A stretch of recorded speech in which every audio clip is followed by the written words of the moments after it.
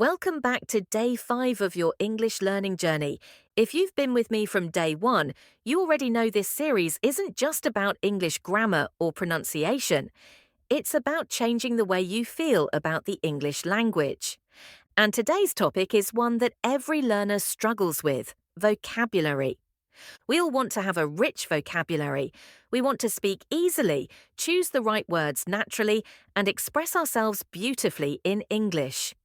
But the problem is, most people try to do that the wrong way. They memorize.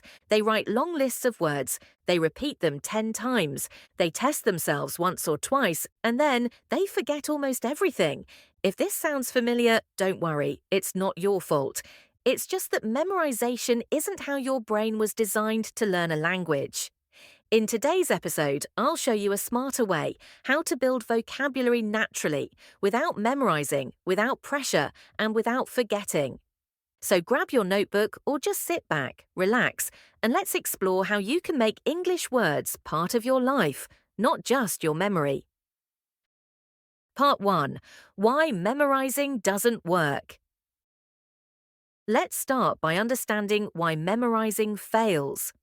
Think of the last time you tried to remember 20 random words in one sitting. You may have remembered them for a few hours, but after a day or two, most of them disappeared. That's because your brain doesn't store isolated information for long. It keeps what's meaningful. You remember the lyrics of your favorite song without effort. You remember a story you heard years ago. You remember what your best friend said that made you laugh. But you forget random lists because your brain says, this has no story, no connection. Language is not math. It's emotion, it's rhythm, it's connection.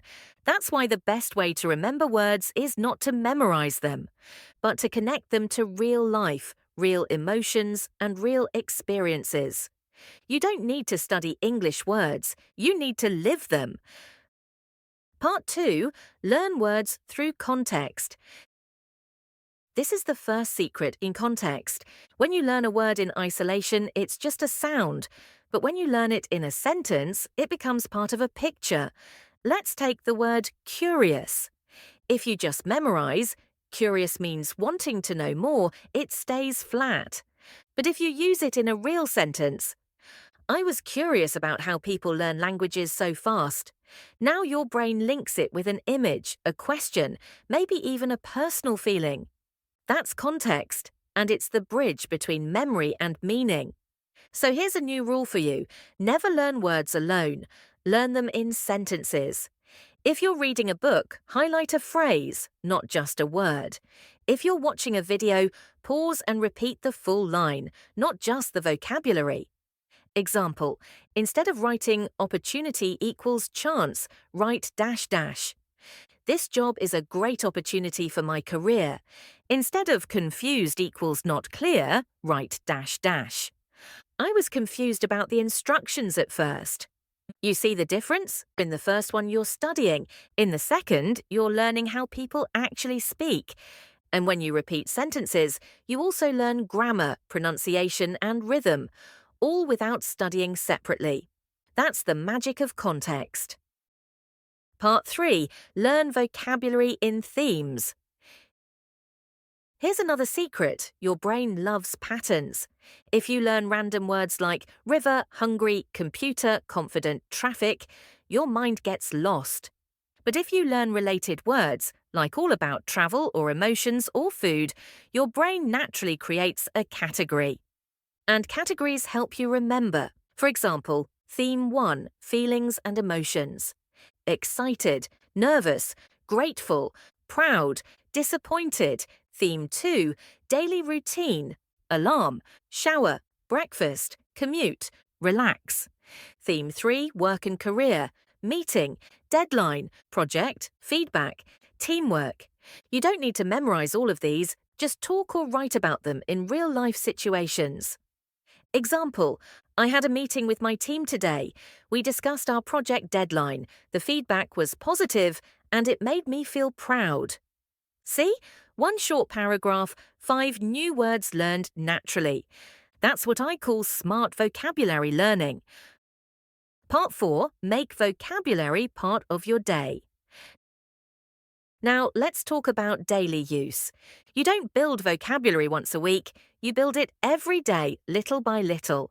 Here's a method that thousands of language learners use successfully: the 5-step daily vocabulary routine. 1. Choose 3 new words each day. Don't pick 10 or 20, just 3, so you can actually use them. 2. Read or listen to them in context. Find them in sentences, through books, articles, or YouTube. 3. Say them out loud. Hearing your own voice builds familiarity. 4. Write one short paragraph using them. It could be about your day or your thoughts. 5. Use them naturally in a conversation or comment online.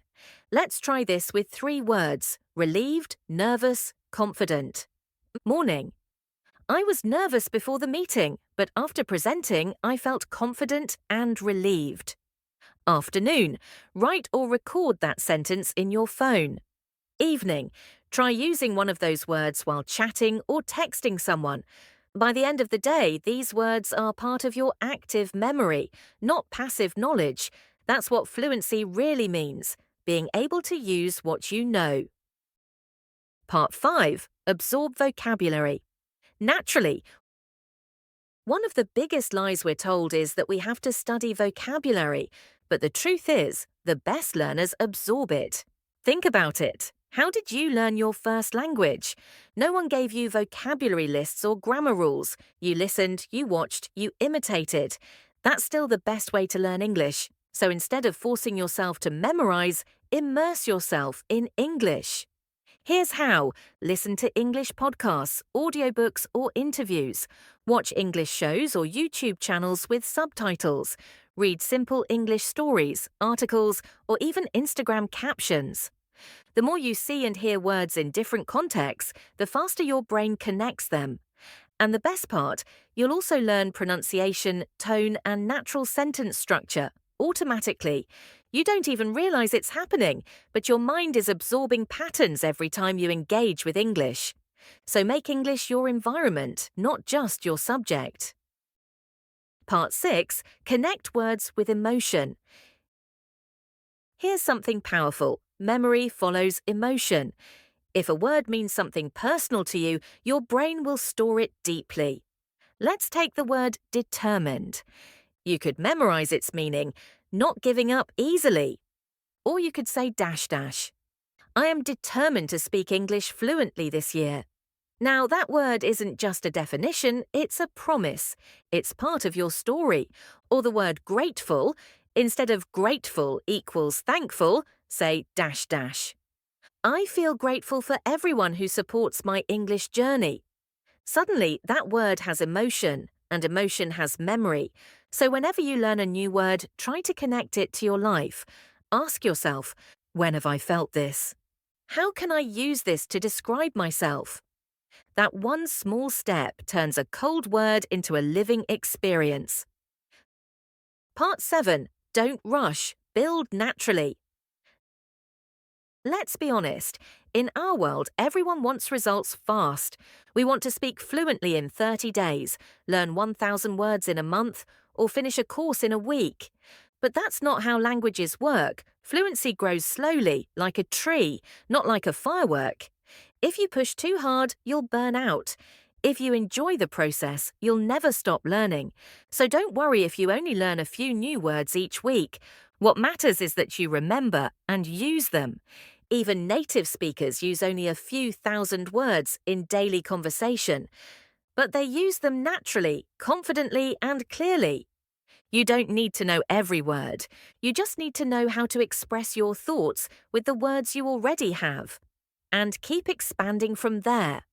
So take it slow, celebrate small progress, and remember, fluency is not about speed, it's about connection. So, my friend, here's the truth. You don't have to memorize thousands of English words, you just need to connect with them. When you live with words, use them in context, connect them with emotion, and practice them daily. They stay forever. Language isn't about remembering, it's about experiencing. So from today, make a small promise to yourself. Learn a few new words every day, use them naturally, and let your vocabulary grow like a garden, one beautiful word at a time. Thank you for being here for day 5 of your English learning journey. In day 6, we'll talk about something that stops many learners: how to speak English confidently in public. Until then, keep listening, keep speaking, and keep believing in yourself. Because you're not just learning English, you're becoming fluent, one sentence at a time.